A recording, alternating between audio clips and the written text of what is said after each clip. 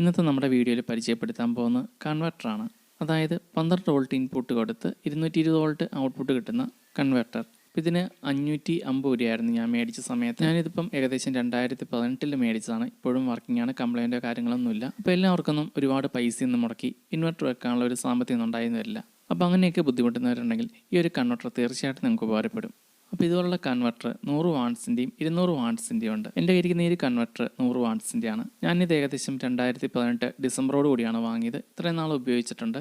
അതിൻ്റേതായ പഴക്കത്തിനനുസരിച്ചുള്ള തുരുമ്പും കാര്യങ്ങളൊക്കെ ഇതിൻ്റെ ഒരു മെറ്റൽ ബോഡിയിലുണ്ട്. അപ്പോൾ ഇനി ഇതിൻ്റെ ഉപയോഗം പറയാം. ഇപ്പോൾ മഴയും കാര്യങ്ങളൊക്കെ ആയതുകൊണ്ട് കറണ്ടൊക്കെ പോയാൽ വരാൻ ചിലപ്പം ബുദ്ധിമുട്ടൊക്കെ ഉള്ള സ്ഥലങ്ങളൊക്കെ ഉണ്ടാവും.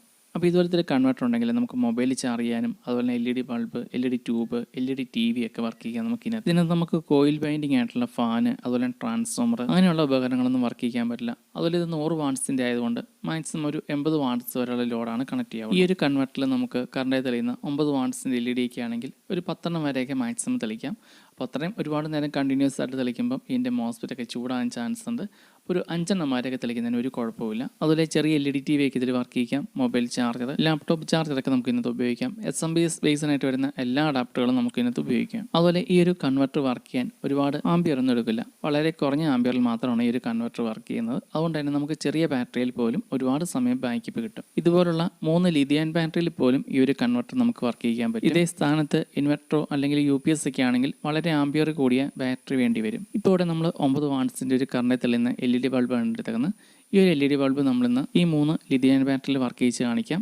അതുപോലെ ഇതുപോലെ ലിഥിയം ബാറ്ററിയിൽ മാത്രമല്ല കേട്ടോ, ലെഡ് ആസിഡ് ബാറ്ററി നമ്മുടെ ബൈക്കിൻ്റെ ബാറ്ററിയിൽ പോലും നമുക്കിത് വർക്ക് ചെയ്യാം. അപ്പോൾ ഇതുപോലെ ഒരു കൺവെർട്ടർ മേടിച്ച് വെക്കുകയാണെങ്കിൽ കറണ്ടൊക്കെ പോകുന്ന സമയത്ത് നമുക്ക് ബൈക്കിലോ അല്ലെങ്കിൽ കാറിൻ്റെ ബാറ്ററിയിലേക്ക് കണക്ട് ചെയ്ത് നമുക്ക് നല്ല രീതിയിൽ ഈ ഒരു കൺവെർട്ടർ വഴി നമ്മുടെ വീട്ടിലെ ലൈറ്റുകളൊക്കെ തെളിക്കാം. അതുപോലെ ഫോണിൻ്റെ ചാർജർ ഇങ്ങനെയൊക്കെയുള്ള എല്ലാം വർക്ക് ചെയ്യും. അതുപോലെ ചിലരൊക്കെ കമ്പ്യൂട്ടർ UPS ഇതുപോലെ ഉപയോഗിക്കുന്നത്. അപ്പോൾ കമ്പ്യൂട്ടർ UPS ഉപയോഗിച്ചാൽ നമുക്ക് അത്യാവശ്യം കപ്പാസിറ്റി ഉള്ള ബാറ്ററിയിൽ മാത്രമാണ് ഓണായി കിട്ടുള്ളൂ. ഇവിടെ നമ്മൾ എടുത്തേക്കുന്നത് 3.7 വോൾട്ടിൻ്റെ 3 ബാറ്ററിയാണ്, ലിഥിയം ബാറ്ററിയാണ്.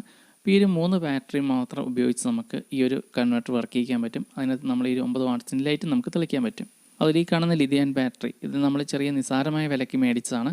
പഴയ ലാപ്ടോപ്പൊക്കെ സർവീസ് ചെയ്യുന്ന ഷോപ്പിൽ പഴയ ലാപ്ടോപ്പ് ബാറ്ററി കളക്ട് ചെയ്താൽ നമുക്ക് ഇതുപോലത്തെ ബാറ്ററികൾ കിട്ടും. അപ്പോൾ അതിൻ്റെയൊക്കെ ഡീറ്റെയിൽ അടുത്തൊരു വീഡിയോയിൽ ചെയ്യാം.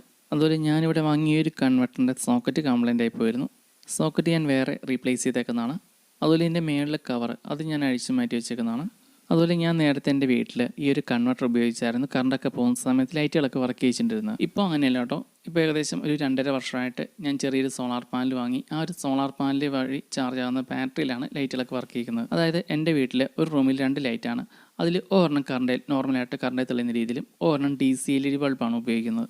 അതായത് 12 വോൾട്ട് തെളിയുന്ന DC LED. ഈ ഒരു DC LED ബൾബ് നമ്മൾ സോളാർ പാനൽ വഴി ചാർജ് ചെയ്യുന്ന ഈ ഒരു ബാറ്ററിയിലാണ് വർക്ക് ചെയ്യുന്നത്. അതുപോലെ തന്നെ സോളാർ പാനൽ വഴി ബാറ്ററി ചാർജ് ചെയ്യാൻ വേണ്ടിയിട്ട് സോളാർ ചാർജ് കൺട്രോളർ വെച്ചിട്ടുണ്ട്. അപ്പോൾ ഇതൊന്നും സെറ്റ് ചെയ്ത് കഴിഞ്ഞാൽ പിന്നെ നമ്മൾ പ്രത്യേകിച്ച് ഒന്നും ചെയ്യേണ്ട. അതിൻ്റെയൊക്കെ ഡീറ്റെയിൽ വേറെ വീഡിയോയിൽ പറയാം. അപ്പോൾ നമ്മുടെ ഈ ഒരു കൺവെർട്ടർ ഇതുള്ള ചെറിയ 3 ലിഥിയം ബാറ്ററിയിൽ പോലും നമുക്കിത് വർക്ക് ചെയ്യാൻ പറ്റും.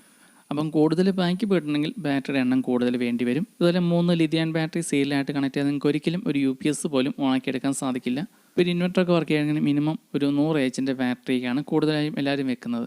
അപ്പോൾ നമുക്ക് ചെറിയൊരു പൈസയ്ക്ക് നമുക്ക് ഇതുപോലത്തെ ഒരു കൺവെർട്ടർ മേടിച്ച് വെക്കുകയാണെങ്കിൽ വളരെയധികം ഉപകാരപ്പെടും കറണ്ടൊക്കെ പോകുന്ന സമയത്തൊക്കെ.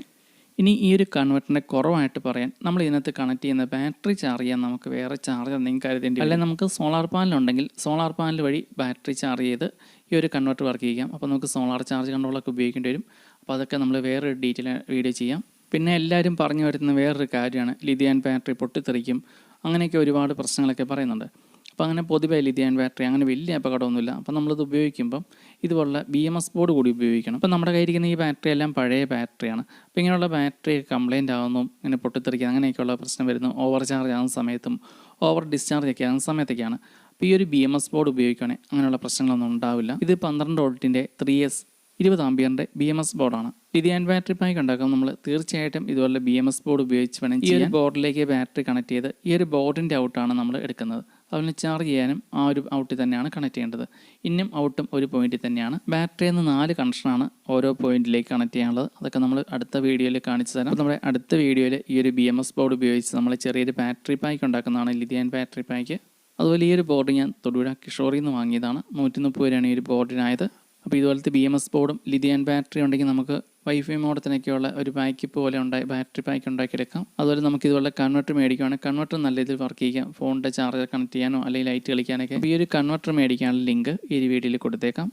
100 വാട്ട്സിൻ്റെ ഉണ്ട്, 200 വാട്ട്സിൻ്റെ ഉണ്ട്. 100 വാട്ട്സിൻ്റെ കൺവെർട്ടറാണ് നിങ്ങൾ മേടിക്കുന്നതെങ്കിൽ അതിനകത്ത് മാക്സിമം ലോഡ് 100 വാട്ട്സ് കപ്പാസിറ്റിയാണ്. അപ്പോൾ അത്രയും കണക്ട് ചെയ്യാതെ അതിലൊരു പകുതി വാട്ട്സ് മാത്രം കണക്ട് ചെയ്യാം. അങ്ങനെ ചെയ്യുവാണെങ്കിൽ ഒരുപാട് നാളത്തേക്ക് കംപ്ലൈൻറ്റ് ഇല്ലാതെ നമുക്ക് വർക്ക് ചെയ്യാൻ പറ്റും.